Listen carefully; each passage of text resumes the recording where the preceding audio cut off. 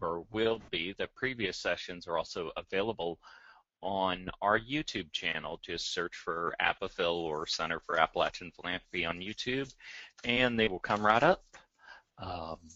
So here we are going with Module 4, Strategic Planning. Today is May 27, 2004, and I'd like to welcome everybody. So we're going to move on to the second slide. There we are. The goals for today are to review sustainability and previous Roadmap for Success modules. We're going to learn why strategic planning is important and explore tools to develop a strategic plan and ways to build support for your plan. Next slide.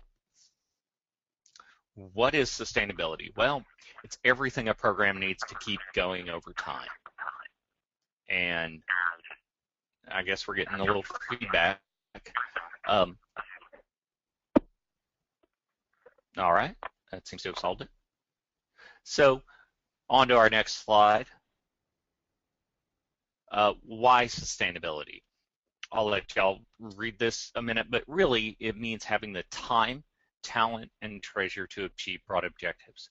The work our coalitions are doing is too important to fade away. It just, our children, our families, our communities are too important to, not take care of. And they need our help.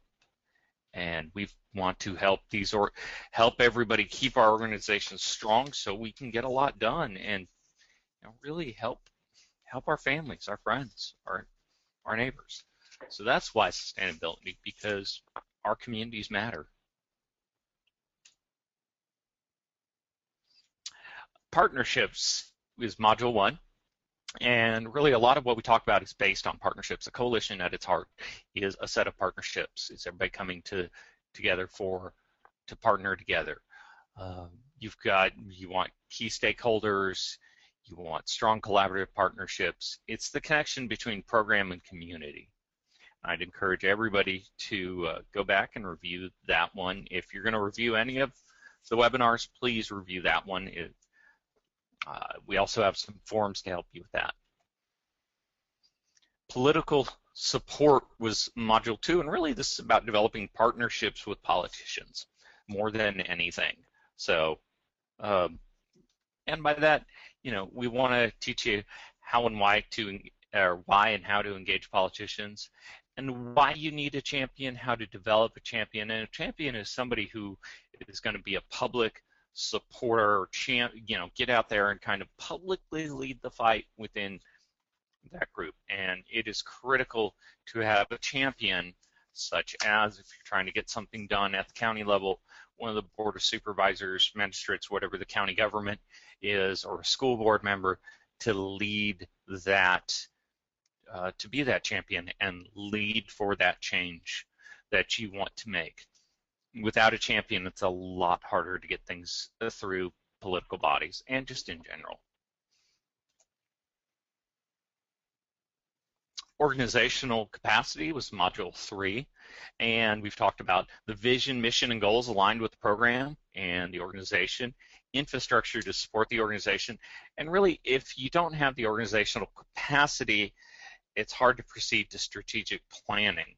Strategic planning directly builds on organizational capacity because your plan looks at what you can do with your organization and where you look at where your organization is positioned to do, what it can do, and then you're going to plan to do those things. You don't want to get ahead and start making grand plans to change the world if you don't have the capacity to implement international programs, and frankly none of us do right now, or that I know of. So you want to look at what you can do and then plan out your next moves. So strategic planning is clarifying, and I'm sorry, I forgot to mention, I'm now on, I believe it's slide 8. The title is Strategic Planning is.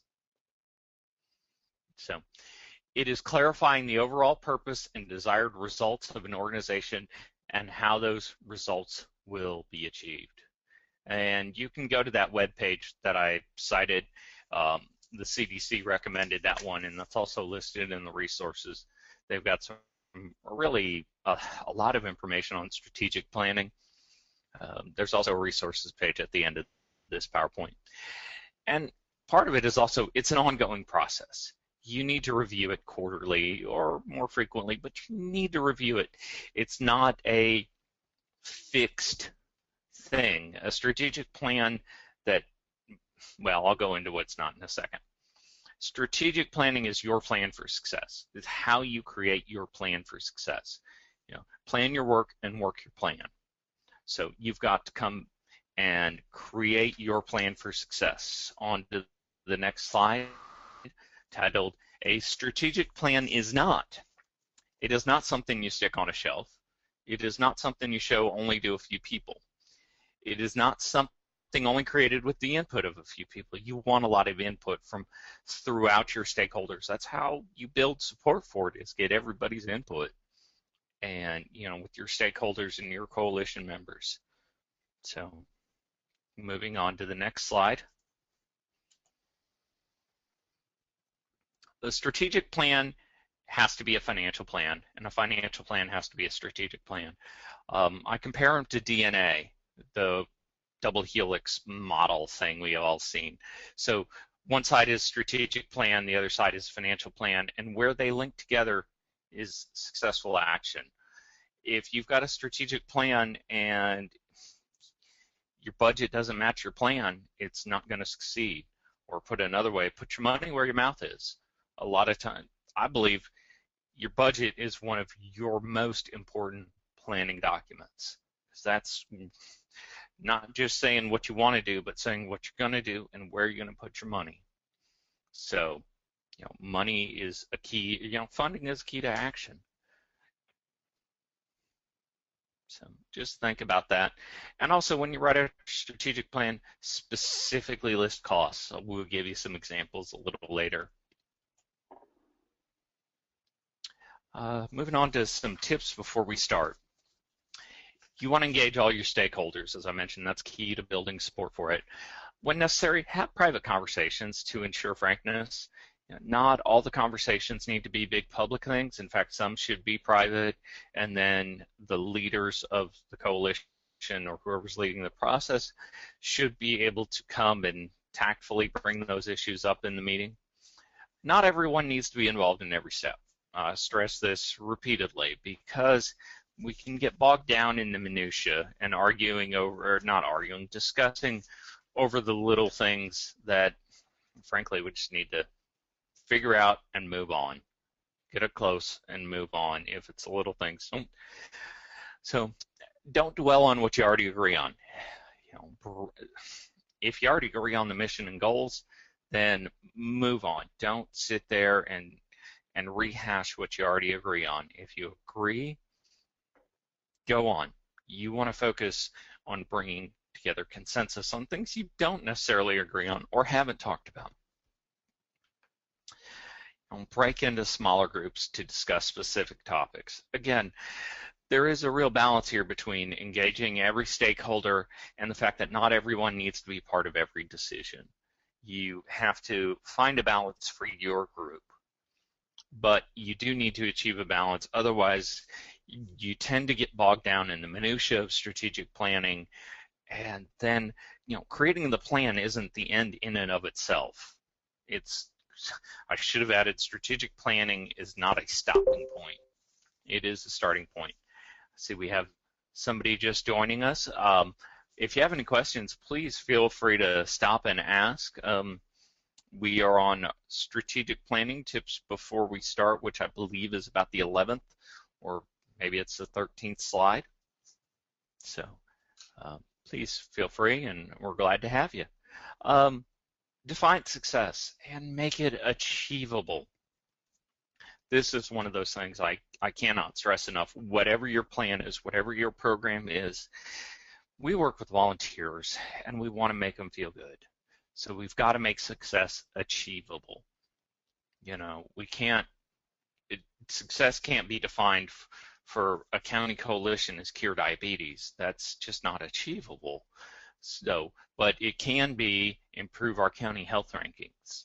It can be engage 20 people in, 20 diabetics or those who are at risk for diabetes in cooking classes. It can be so many participants in a turtle challenge, but you want to make it achievable.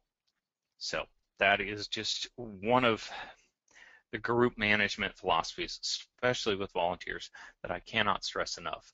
Because when people achieve success, they feel good, and that's really what we've got for people, is that warm, fuzzy feel good is one of the most important things we can do for our members and our volunteers to keep them engaged. So as you plan, think about what you can achieve, not necessarily the grand goal of what you would like to achieve, but be realistic. And it's better to underpromise and overdeliver. Again, for more tips, see the CDC sustainability guide that we referenced many times and is also listed in the resources. The CDC just has a lot of great information for coalitions. They're also our funder. So, all right, I've moved on to strategic planning starts here slide. You want to start by reviewing, I should have added, a lot of times you start this process with an outsider coming in and acting as a facilitator. Apophil can be your facilitator sometimes. Usually you have an outside person come in and lead this process. So putting things up on big whiteboards, and well, I'll go into that in a little bit too.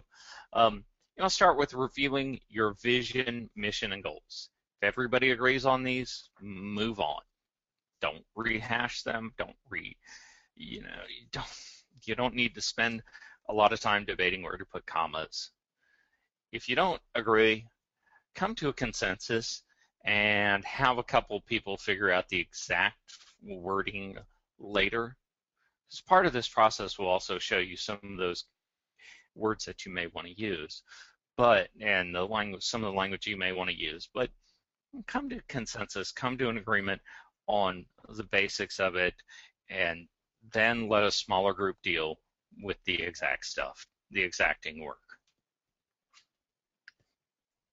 So, moving on to the next slide. Strengths, opportunities, and challenges. And this is one of our tools for strategic planning. We have changed, there are other strategic planning tools out there. We have created this because we believe it works best for coalitions. It keeps things positive. Usually your facilitator, what they're going to do is, many of us have been through these meetings, they take big sheets of paper or on whiteboards and whatnot, write strengths as a heading, and then on another sheet opportunities, and you list everything that you can think of. So our strengths, opportunities, challenges. Strengths are what does your coalition do well. Opportunities are how you can use your strengths. What resources do you have available that you're not making the most of? What resources do you just have available? What could you do well? Not just what you do well now is a strength. What you could do well is an opportunity. Challenges. What is keeping you from turning opportunities into action? And also, what challenges does your organization face to sustainability and success? So one of the reasons for these webinars is to help your coalition become sustainable, because again, the work you all are doing is just too important to fade into the background. So moving on to the next slide, we're going to start with looking at our strengths. So what does your coalition do really well?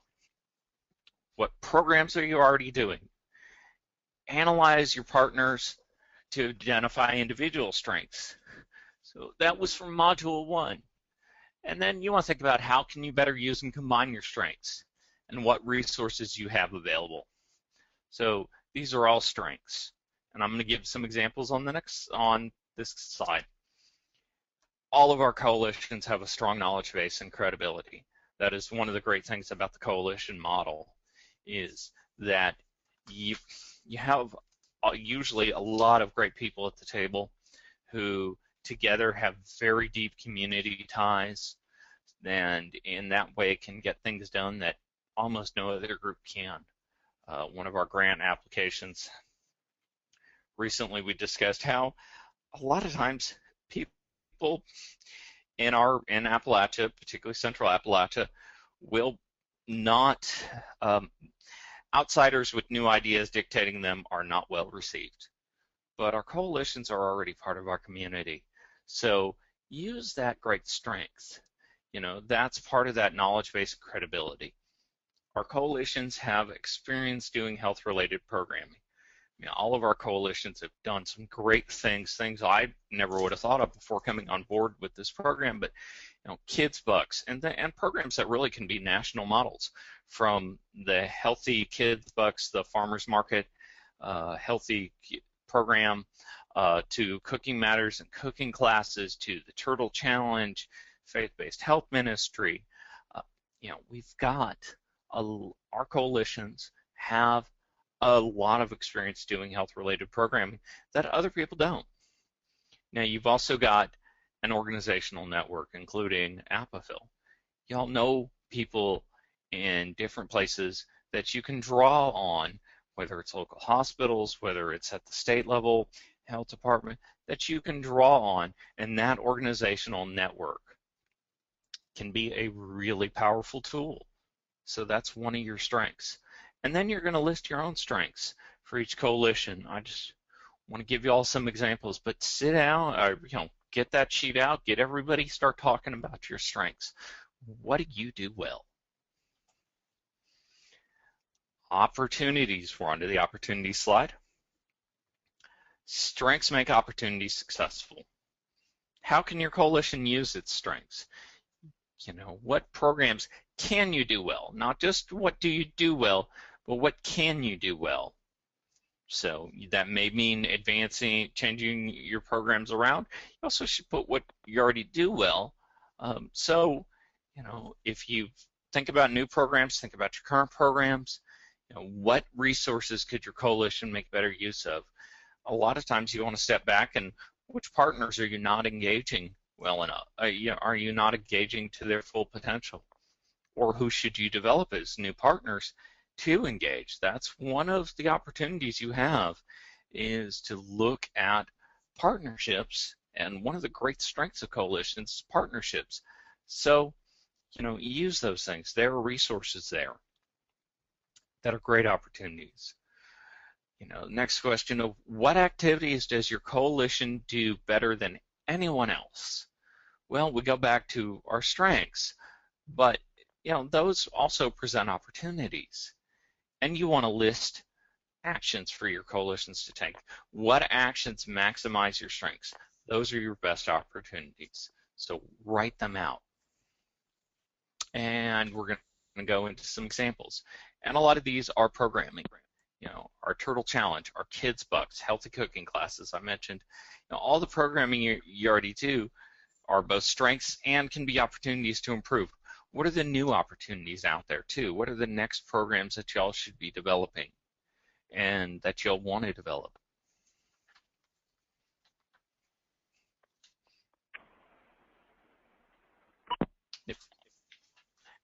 We're going to look at, we're onto the challenges slide. So what is needed to use your strengths to turn them into and turn opportunities into actions? What do you need to better utilize your strengths?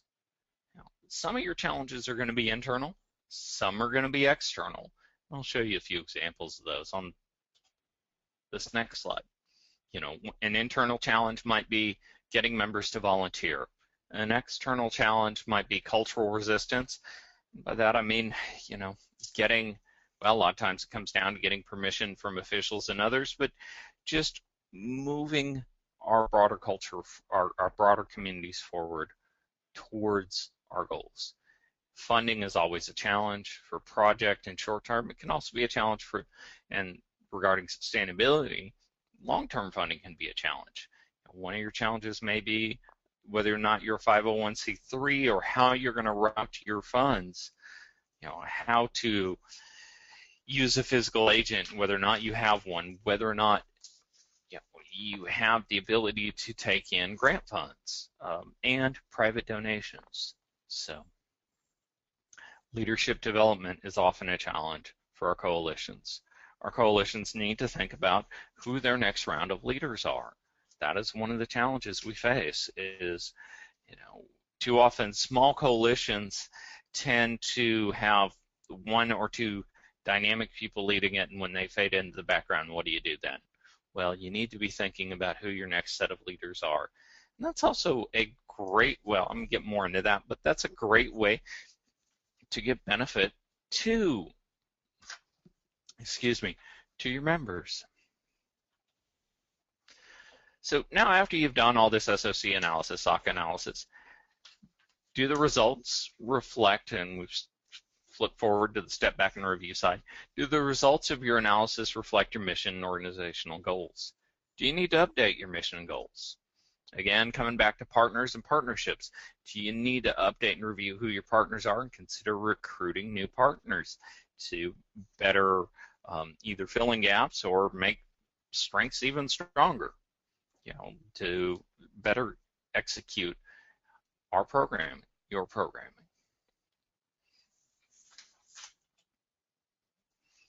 We created a couple of case studies, and these are all related to sustainability, naturally. So, and many of our coalitions are dealing with, having these conversations right now, dealing with these issues right now.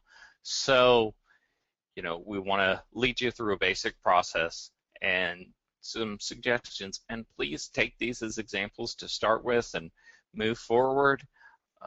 You need to come up with your own answers to some important questions. Specific parts of this challenge for sustainability are long-term funding, 501c3 status, recognition as a nonprofit organization, and leadership development, as we've just talked about a little bit. So let's do an SOC analysis, a SOC analysis of our long-term funding. Strengths. Our coalitions have been around, most of them for at least 4 years, some of them longer than that. You have a documented track record of success. Created high-quality programming and are efficient with funds. We have expertise available. So, basically, your coalitions have a record at doing great things and, getting a lot of bang for the buck. And they've got a lot of smart people involved that will make excellent contributions. Opportunities. There are grants available. Grants are available out there. So, you may have some discretionary funding and you have some discretionary funding currently.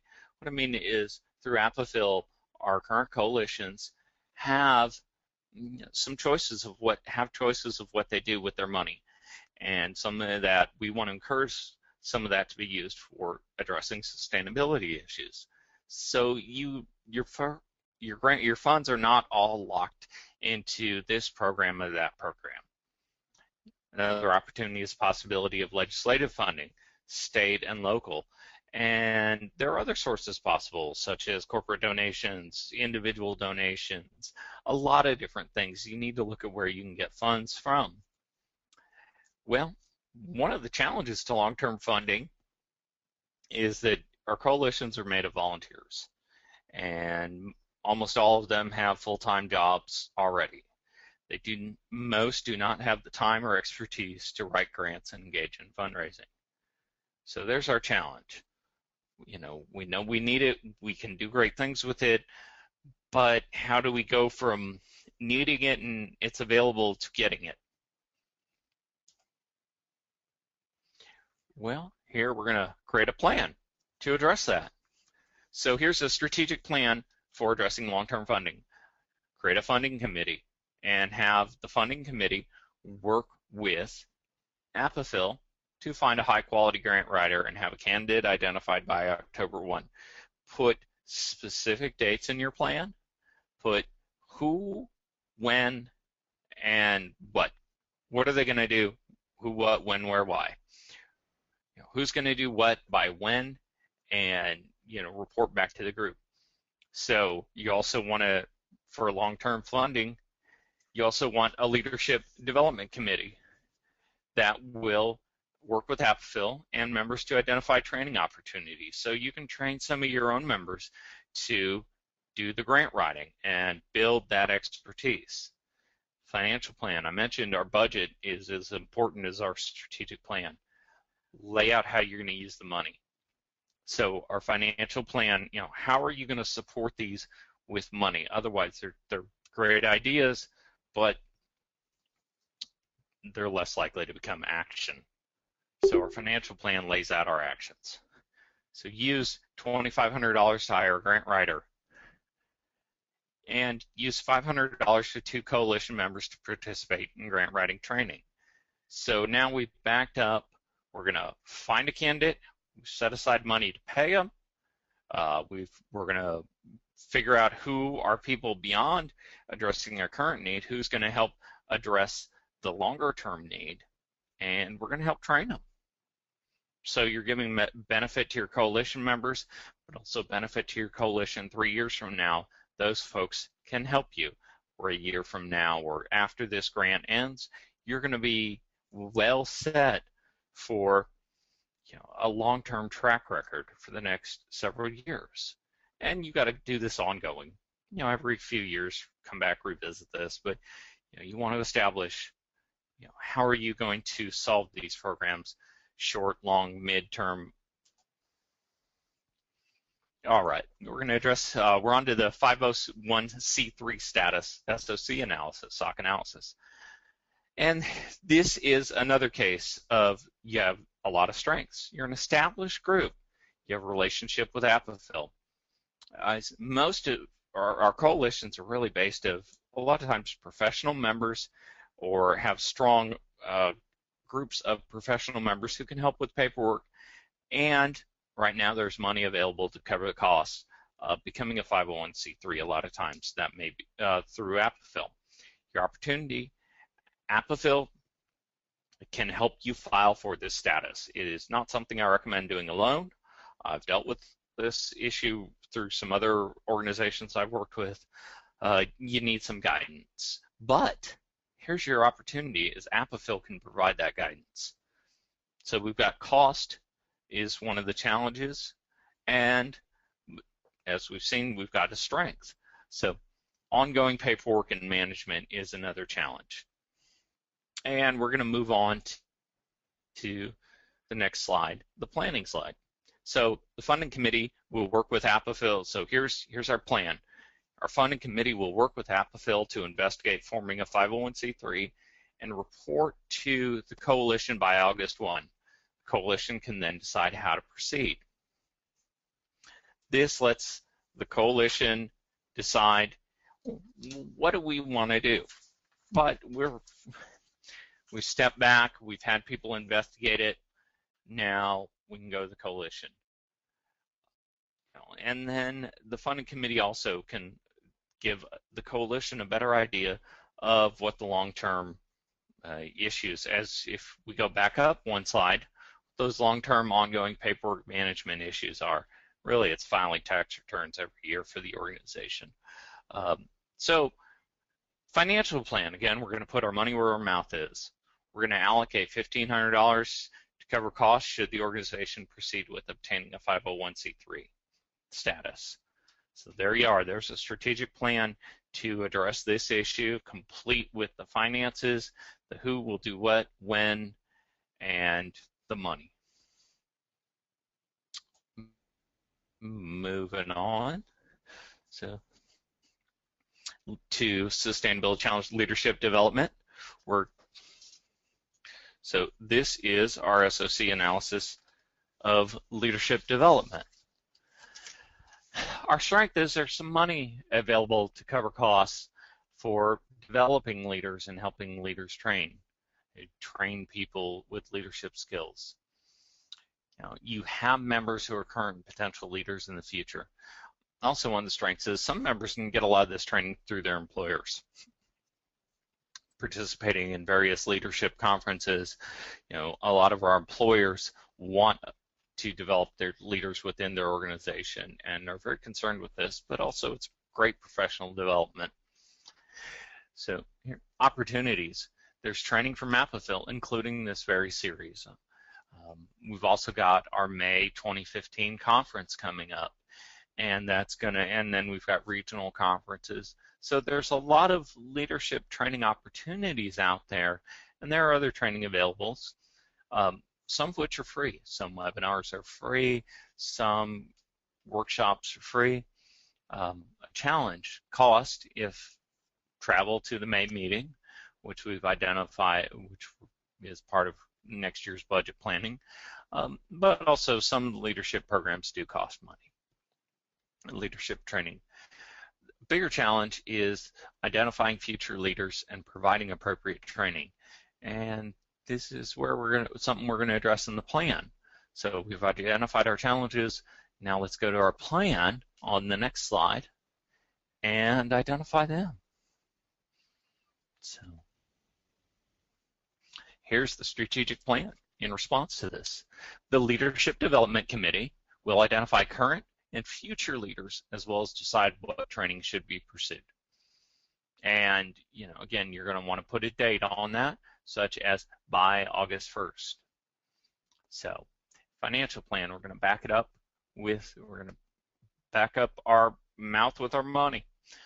$12.50, allocate $12.50 to cover costs for for travel and training.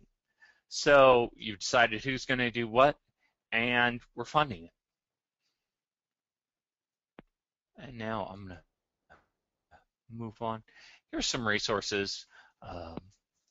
There are more resources out there. You'll find a lot of stuff on strategic planning. Honestly, I like using the SOC tool we've developed because it's simpler than some of the other ones you'll see on these sites. But the most important thing is to step back and create a plan. Managementhelp.org had a lot, and is surprising, one I hadn't used before. The CDC recommended it. Creative Entrepreneur is a very different strategic planning book for small businesses, particularly arts businesses, and I've used it with a lot of arts business clients in another job and found that they loved it. It's something worth checking out. BoardSource is a classic and well-known source for board of directors, board matters, and organizational matters. The CDC, they just have so many great resources. Nonprofit Management 101, a complete and practical guide for leaders. It may be more involved than some people want to get into, but if you're really interested in nonprofit management, it's a good place to go once you've gone beyond some of these other websites, particularly the CDC. I would call it a next step beyond some of the CDC readings and ideas. So, as with all of our webinars, we're asking for an assignment. We would like your coalition to list your strengths, opportunities, and challenges, and then share them with us. And that way we can share them with everybody and get all of our different coalitions thinking about their strengths, opportunities, and challenges. A lot of them are going to have the same. They just may word them differently. This way we can get everybody thinking about, wait, yeah, we do that really well too. Oh, we should have mentioned that. Oh, we've got that challenge too. And then as we come up with the responses to these, and create programming as a result, that will be shared as well. So please email those to Regina. We'll also have a link, and they'll be shared through our Facebook page, as well as directly in email in our toolkit. So we're going to pop on. Do y'all have any questions? Please let me know. I will point out you'll be emailed the survey by Ohio University, or emailed the survey, and these are reviewed by Ohio University and the CDC. Please fill them out. It would really help us, give us good, honest feedback, tell us how you rate things, let us know. Does anybody have any questions? I do, Stuart. This is Sharon. Yes, ma'am. I'm thinking after this presentation that the work plans that we started out the year with, if those have experienced change up to this point, we really should modify that and resubmit it, shouldn't we? The county work plan.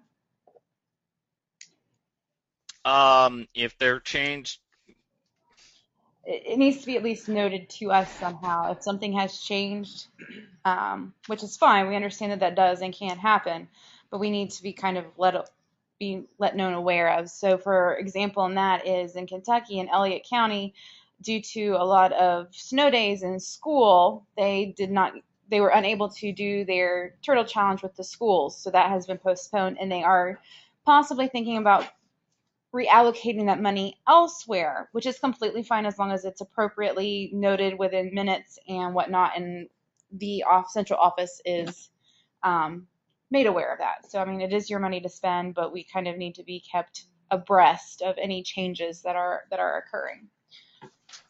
I think that happened in Scioto County too, Yeah, with the lunch and learn. With our lunch and learn. So we need to make a coalition decision on where that money would be redirected. And actually, That's I think correct. we already did in our Yes. county. Yes. Yeah. So, and that's a good example of, with the SOC analysis, obviously, for example, the lunch and learn here in Scioto County, the lunch and learn was not one of our strengths. It was not something that we did well.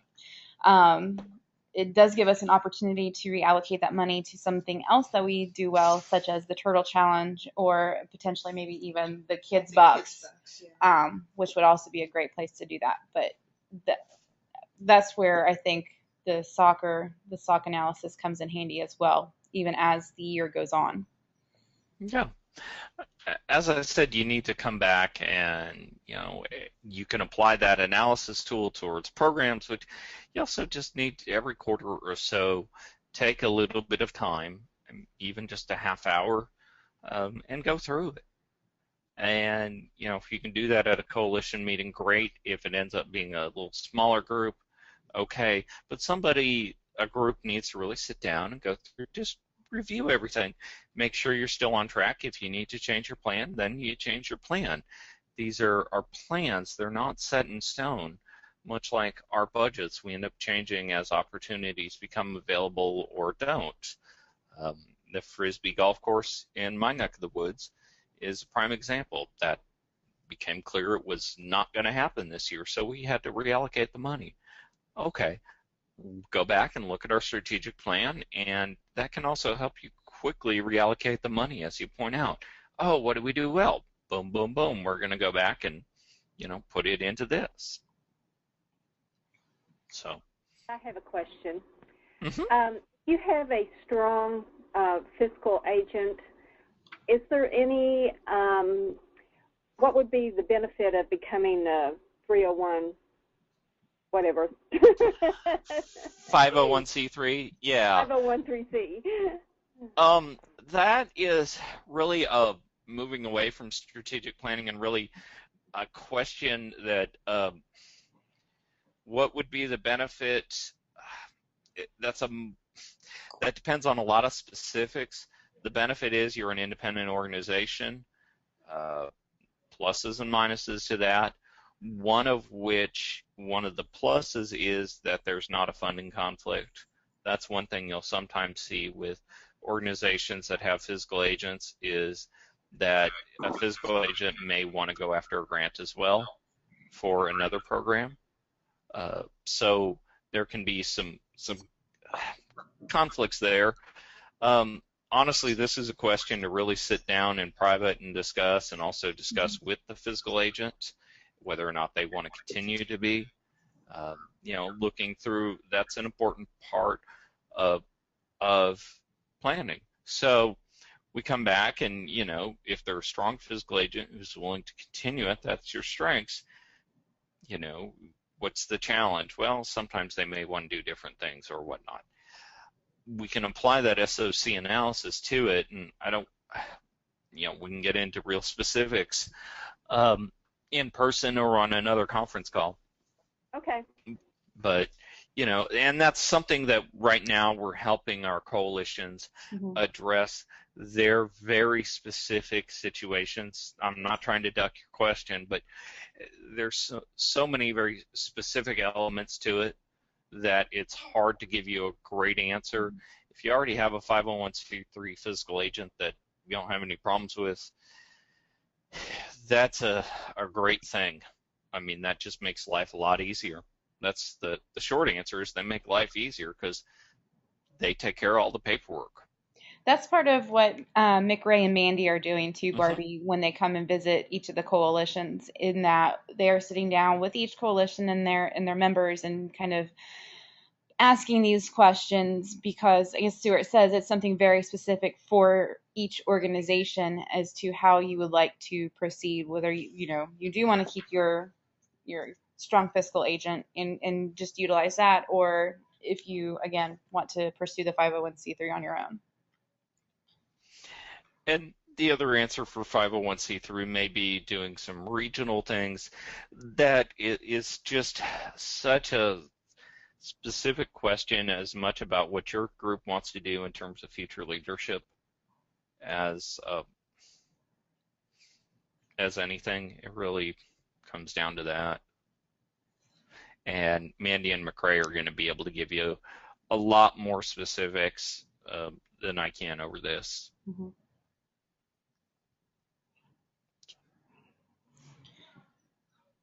Does anybody else have any other questions for Stuart?